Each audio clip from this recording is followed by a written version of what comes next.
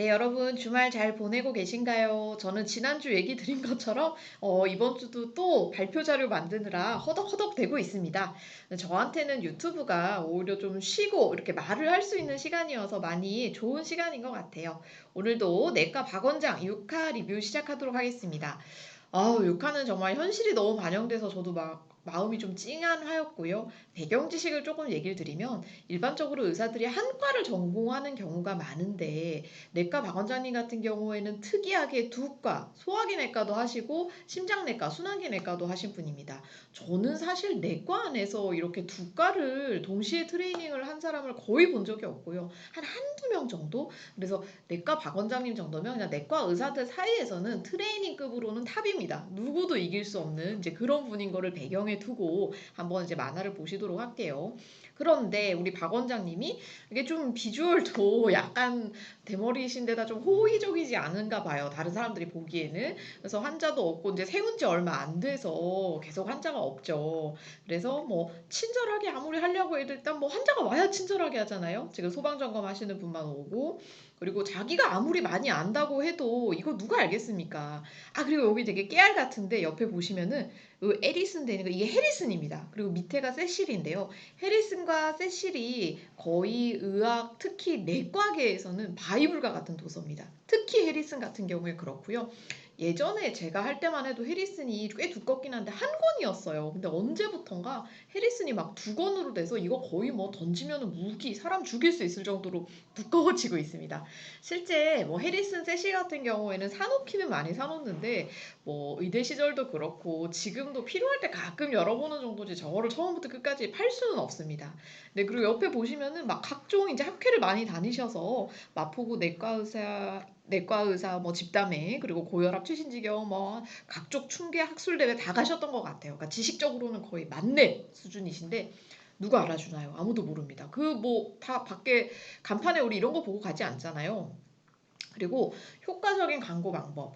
여러분 생각보다 의료가 굉장히 그 의료법이 조금 많이 길어요. 그래서 그걸 지키지 않으면 의사들이 처벌을 받게 되는데 쉽게 가장 많이 알려진 건 여러분 그거 아시죠? 예를 들어 어떤 과 전공의가 아닌 전공을 하지 않았는데 그 과 뭐 예를 들어 뭐 저 이름을 하면은 유내과 전공을 하지 않았는데 유내과 이런 식으로 쓰면 처벌을 받습니다. 그래서 그런 분들 같은 경우에 전공을 안 했는데 진료를 하고 싶으면은 진료 과목이라는 얘기를 이제 써놓고 진료 과목 중에 내과가 있다 이런 식으로 표현을 해야 되거든요.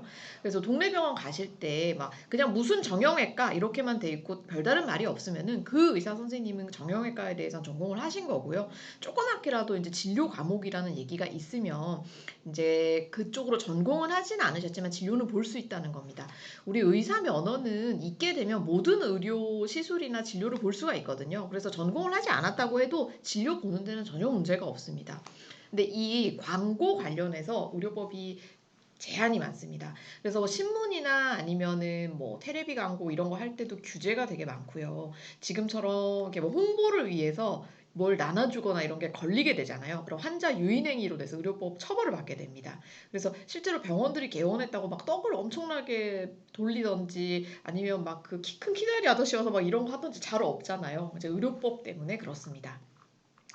그래서 또 이제 마포대교 지금 쳐다보고 계신 것 같고 이러면 안 되니까 기존에 성공했던 분들을 이제 찾아가기 시작하신 것 같아요. 의국 선배도 있고 뭐 후배도 있고 그래서 지인들을 먼저 보시면 첫 번째 초발급 소아청소년과 의원에 갔는데 굉장히 밝은 선생님이었던 것 같은데 어우 지금 처녀 귀신처럼 많이 변해 계신 것 같고요. 많이 지치신 것 같아요. 이게 특히나 소아과 같은 경우는 정말 아기들 다루는 것도 힘들고 이제 어머니들도 많이 예민해져 있고 가끔 이제 조부모님이나 뭐 오시는 경우에는 우리 손주 어떻게 하시는가 싶어서 소아과 선생님들이 좀 고생하시는 경우가 많습니다. 그리고 요새는 또 소아과 애들이 줄고 있잖아요. 출산율이 적어지면서 그래서 소아과가 약간 다른 때 비해서 더 지원 의사도 적고 많이 축소되어 가는 분위기입니다.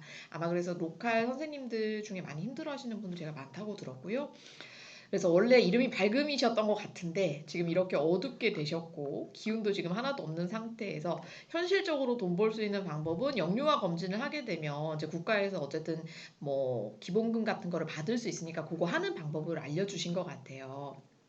그리고 이거 근데 그 발금 선생님이 물어본 것 중에 자주 쓰는 실험제의 맛과 향도 알려줄까 이거 물어보셨잖아요. 저는 개인적으로는 약을 쓰는 과면 이거 되게 중요하다고 보는 게 내가 처방을 한 약이면 그 약이 어떻고 그다음에 어떤 특징을 갖고 있고 이거를 본인이 알고 있어야 되거든요. 근데 이걸 머리로만 알게 되면은 의사들이 좋은 약을 처방할 수가 없습니다. 내가 다 먹어봐야 이 약 특징이 어떤지를 환자들이 얘기하는 걸 알아들을 수가 있어요. 예를 들면 예전에 모 진통제 같은 경우에 제가 자꾸 진통제 처방을 하면 환자분들이 막 토한다고 어지럽다고 하는 경우가 있었는데 그게 잘 보고되었던 부작용은 아니었어요. 그래서 실제 저도 먹어봤죠? 먹었더니 역시나 저도 생기더라고요. 그래서 관련 논문을 찾았더니 이제 그 진통제는 특히나 젊은 여자들에게서는 이런 부작용이 좀 많이 있는 걸로 보고가 되어 있더라고요. 그래서 다음부터는 이제 그런 진통제는 좀 젊은 여자분들한테는 처방을 안 한다든지 그런 식으로 하고 있습니다. 그래서 약을 쓰시는 분은 본인이 약에 대해서 잘 알고 계셔야 되고 많이 먹어봐야 됩니다. 뭐 아주 나쁜 약이 아니라면요. 항생제도 되게 천차만별인데 어떤 항생제는 먹고 나서 정말 제가 먹어도 막 설사를 쫙쫙 하는 항생제가 있고 어떤 항생제는 그런 거 없이 뭐 편하게 넘어가는 항생제 있고 또 어떤 항생제는 막 야갈이 이만해서 목을 막 안 넘어가는 안 그래도 목 부어 있어서 편도선 때문에 약 먹어야 되는데 항생제 크기까지 커지면 굉장히 힘들잖아요. 그래서 그런 다양한 것들을 좀 고려를 할 줄 알아야 정말 좋은 의사, 처방을 잘하는 의사가 되는 것 같습니다. 네, 그래서 소아과에서 일단은 전수를 받았고요. 두 번째는 미소년 가정의학과를 가셨는데, 미소년이셨었나 봐요. 지금은 어쨌든 약간 산적 같은 분이 계신 것 같고요. 그래서 이분은 지금 FM 가정의학과 선생님이었고, 이제 현실적으로 어떻게 하면 될지 간판 사진 같은 거 좀 했던 것 같은데, 여러분 전에도 제가 얘기 드렸죠. 이게 우리가 보험과 진료가 있고, 그러니까 비보험 진료가 있는데, 보험가 진료는 국가에서 수가가 다 정해져 있습니다. 그러니까 뭐 감기는 얼마, 뭐는 얼마. 그래서 절대 정해진 거 이상 많이 받거나 적게 받는 것도 안 돼요. 적게 받는 것도 환자 요인으로 해서 앞서 얘기 드린 의료법 때문에 처벌을 받거든요. 근데 그 적정 수가, 보험 수가가 굉장히 작습니다. 환자들 실제로 내는 거 정말 감기만 보고 다른 거 아무것도 하고 안 나오면은 10,000원 안짝이잖아요. 심지어 뭐 5,000원, 4,000원 이럴 때도 있고 그런데 이제 비보험의 경우에는 그렇게 국가 규제가 다소 느슨한 편이기 때문에 국가 규제가 없다는 것은 아니에요. 그래서 실제 돈을 벌게 되는 거는 이제 일반 의원들이 이런 비보험 진료인 것 같고요. 그래서 의사 선생님들은 뭔가 돈을 버는 기계 이렇게 생각하시기보다는 실제 이분들도 고용을 하잖아요. 뭐 직원도 그렇고 간호사도 그렇고 본인 인건비도 있고 뭐 임대료도 있고 그거를 최소한을 채우기 위해서는 이제 보험 진료만으로는 안 되기 때문에 어쩔 수 없이 비보험 진료를 하는 경우가 많습니다. 그래서 막 부르주아들, 나쁜 새끼들 이런 게 전혀 개념이 아니고 하고 있는 지금 병원을 운영을 하고 최소한의 비용을 맞추기 위해서는 이런 거를 필수로 해야 되는 상황에 지금 의사들이 놓여 있습니다. 물론 뭐 과하게 하시는 일부 분들 때문에 전체 의사들이 가끔 욕을 먹기는 하는데요. 그런 관점에서 좀 이해를 해주셨으면 좋겠어요. 그리고 일부 그렇게 생각하실 수 있잖아요. 아니 그런 병원이면 병원 망해야지. 여러분 동네 병원 줄게 되면은 결국 국민들만 손해입니다. 가까이 갈 수 있는 병원이 없어져서 2차 병원, 3차 병원 가야 되면 뭐 대기 시간이 이제 막 한 달 이렇게 늘어나는 거예요. 그래서 동네 병원이 주는 거는 굉장히 국민 건강과 아주 직접적인 연관이 있기 때문에 이런 병원의 존폐 그런 상황에 대해서 조금 더 관심을 가지시기는 해야 됩니다. 네, 그래서 비보험에 대해서 이런 식으로 설명을 좀 해주셨고요. 특히 이 우리나라에서 요새 굉장히 핫한 세 개가 비만, 뷰티, 성 이 세 개입니다. 사실 모든 게 그런데 사람의 본능과 가까워질수록 돈을 벌기가 쉽거든요. 뭐 먹는다든지 성 문제라든지 아니면은 뭐 예뻐지는 미와 관련된 문제는 사람들이 본능적인 관심을 갖고 있기 때문에 많이 몰리게 됩니다. 일찍 아파서 뭐 감기가 항상 걸리진 않잖아요. 살면서 뭐 어쨌든 한두 번 정도 걸리는 거고 살면서가 아니라 1년에 한두 번 정도 걸린다고 할 때 미나 비만 아니면 성 문제 같은 거는 평소에도 항상 접할 수 있기 때문에 일단 관련 모수가 큰 거예요. 그래서 이거를 찾아보게 되는 환자 수나 방문하게 되는 모수 자체가 커지고 그다음에 두 번째는 비보험이니까 수가를 어쨌든 보험가들보다는 조금 높게 받을 수 있잖아요. 그래서 비용 발생이 이제 이런 데서 돈을 벌게 되는 겁니다. 그래서 다음번에는 이제 비뇨기과 김짐승 선생님이라고 나왔고요. 산짐승이라고 그래서 저는 앞서 그 산적 의사 선생님보다 조금 더 심한 분 나올 줄 알았는데 의외로 굉장히 좀 마르신 분이 나왔더라고요. 그리고 여기 썰큐이라고 하는 게 이게 포경 수술입니다. 그래서 의사들이 실제 많이 쓰는 약어고요. 미용 달인이라고 해서 보통 예전에는 피부과랑 비뇨기과가 같이 전공이 돼 있었어요. 꽤 예전에. 그래서 나이 드신 지금 의사 선생님들 경우에 그분들은 피부과와 비뇨기과에 더블 보드가 있으신 분들이 있습니다. 두 개를 다녔던 게 아니라 그때는 두 과가 합쳐져 있었고요. 제가 정확히 기억 안 나는데 아마 1960년대인가 70년대부터 비뇨기과랑 피부과가 갈려진 거예요. 근데 되게 웃긴 거는 사람 인생이 그때는 피부과 비뇨기과가 인기가 없었다고 합니다. 근데 지금은 피부과 비뇨기과 엄청 인기 많잖아요. 그러니까 인생은 확실히 새옹지마입니다. 그 시절에는 뭐 내과라든지 그런 바이탈과가 인기가 많았다고 해요. 그래서 요새 비뇨기과는 굉장히 잘 나가는 상황이고요. 비뇨기과 관련해서 제가 얼마 전에 경험했던 웃긴 얘기 하나 드릴게요. 뭐 웃기지 않고 굉장히 놀랐는데 한 번은 서울에 회의가 있어서 이제 택시를 타고 이렇게 가고 있는데 뭐 주변을 이렇게 한번 보잖아요. 뭐 강남 지나가는데 엄청나게 좋은 건물이 있는 거예요. 이거 뭐 거의 궁궐인가 할 정도로 멋진 건물이 있어서 사진을 봤더니 참고로 그 건물 이렇게 생겼습니다. 그냥 다른 주변 건물과 아예 달라요. 차원이 다르고 뭐 예술을 써서 만들었나? 근데 딱 봤는데 전체가 비뇨기과인 거예요. 병원 전체인 거예요. 그 건물 자체가. 그래서 아니 여기는 뭐 하는 병원이길래 이렇게 크게 됐지 찾아보니까 여기가 이제 예작 비뇨기과라고 강남에서 제일 아마 큰 비뇨기과였던 것 같습니다. 그래서 어떤 시술을 하시는지를 궁금해서 홈페이지를 들어갔는데 이제 그 성과 관련된 여러 가지 비보험 시술들이 많이 있는 것 같아요. 그래서 성공하려면은 그러니까 로컬에서 성공하려면은 이런 식으로 접근을 해야 되는구나. 정말 뭔가 앞서 얘기 드렸던 본능과 관련된 거를 좀 건드릴 수 있어야 되는구나. 성, 비만, 뷰티. 근데 그 세 개가 아니면은 어쨌든 지금은 시장 범위가 그렇게 크지는 않아서 먹고 살기가 힘든 상황이기는 합니다. 네, 그렇고요. 자, 그다음에 이제 맨 마지막에 제임스 나오잖아요. 여기 밑에 좀 설명드릴게요.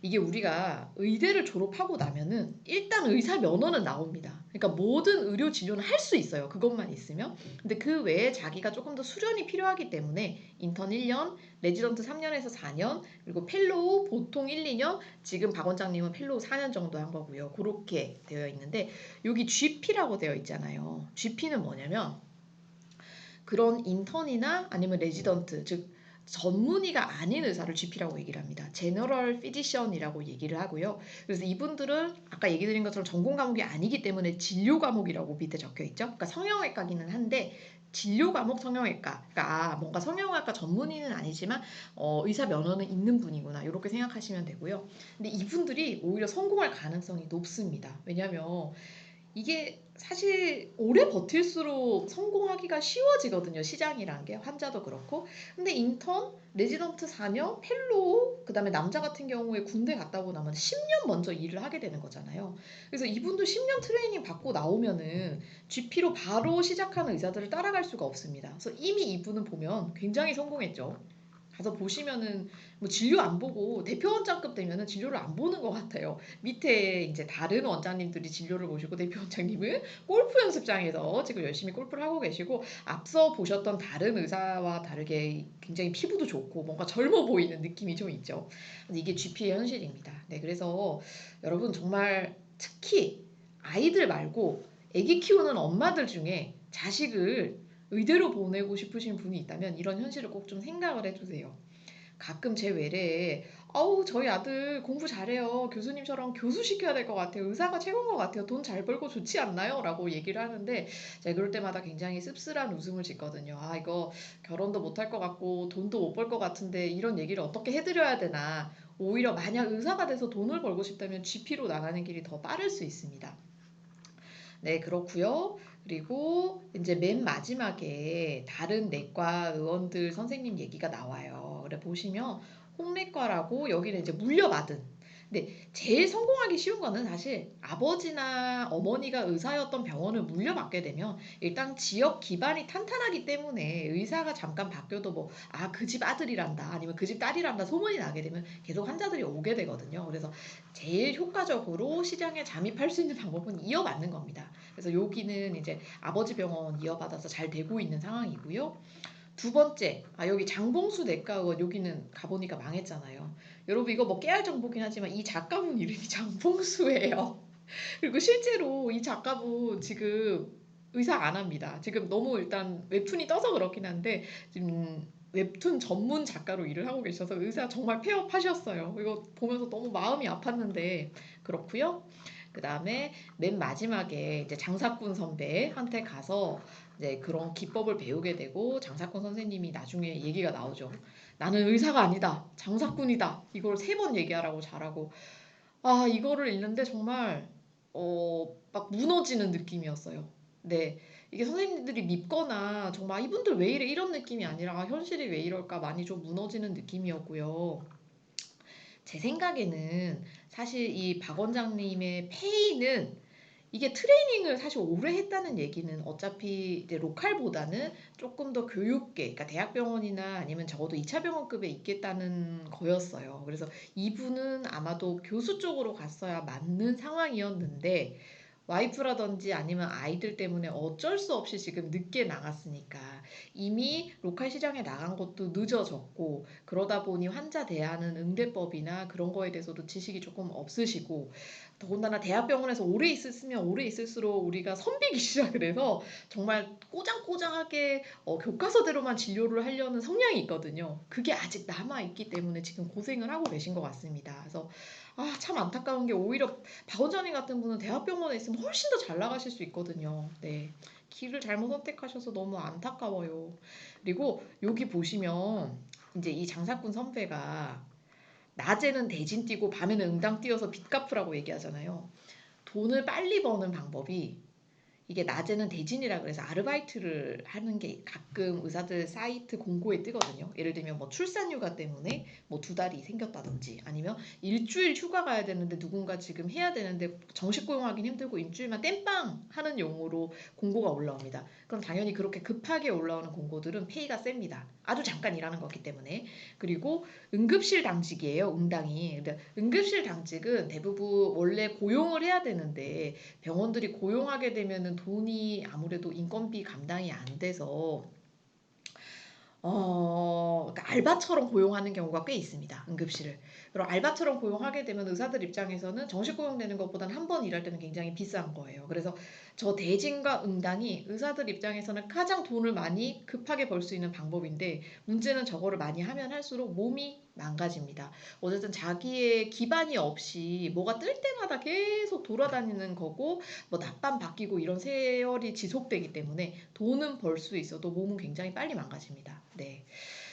그래서 이렇게 이제 위협을 하는 거예요. 너 장사꾼처럼 할 거 아니면 이렇게 될 거다라고 얘기를 하는 거라서 지금 여기서 이제 박 원장님이 무너진 거예요. 네. 그래서 열심히 하겠다고 얘기를 하고 밤에 돌아와서 실제로 누워서 아 나는 장사꾼입니다 얘기를 하면서 박 원장님이 울어요. 여기 보시면. 아, 정말 좀 울컥했는데, 그래도 저는 어쨌든 박 원장님이 행복하기를 바라니까 조금 더 로컬 세상에 빨리 적응하셔서 뒤부터는 조금 더 행복한 내용이 나왔으면 좋겠습니다. 물론 아닌 거 알지만요. 네, 그러고요. 오늘은 리플은 별건 없었어요. 그냥 저처럼 다들 짠하게 이제 여기셨던 분이 맞는 것 같고, 여기 이제 내과 중에 카디오 하셨다는 게 찐이라는 얘기가 뭐냐면, 그 주로 로컬 나가려는 분들이 많이 들어오는 과가 내과 중에서도 소화기 내과나 아니면 신장내과, 그러니까 내시경을 하던가 투석하는 사람들이 좀 취직이 쉽거든요. 근데 이분 원래 처음은 카디오였잖아요. 그래서 카디오를 했다는 것 자체가 이제 로컬보다는 큰 병원에서 조금 더 급한 환자, 응급 환자를 자기가 보겠다라는 생각이 있었던 분인데 이렇게 지금 풀려서 안타깝다 그 얘기를 하고 계신 거고요. 네, 아무튼 네, 의료 뭐 나중에 제가 다음 주쯤에 이제 심평원 관련해서 외과 의사 하지 말라라는 책을 지금 리뷰를 준비를 하고 있거든요. 그때 좀 많이 현실을 얘기를 드리긴 하겠지만, 네, 여러분 의사들 너무 미워하지 말아주시고 뭐 비보험 진료 한두 번씩 권유한다고 해서 이 사람이 나를 호구로 보나 이렇게 생각하지 마시고 그냥 어렵구나 하고 뭐 원하지 않으시면 그냥 거절하셔도 됩니다. 뭐 거절하는 거에 대해서 의사들 전혀 그렇게 마음 상처받아 하거나 하지 않으니까요. 그분들도 먹고 살려고 그러는 거라서 들어보고 아니면 그냥 거절하시면 됩니다. 네, 여러분 행복한 주말 되세요.